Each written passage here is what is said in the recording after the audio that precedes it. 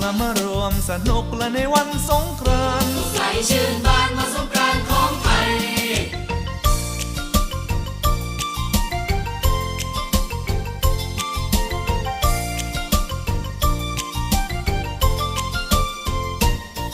วันนี้เราต้องมาตามนัดชวนกันเข้าวัดตักบาตรทำบุญตักบาตรแล้วเราหญิงชายรวมก่อพระสายกุศลเกื้อหนุน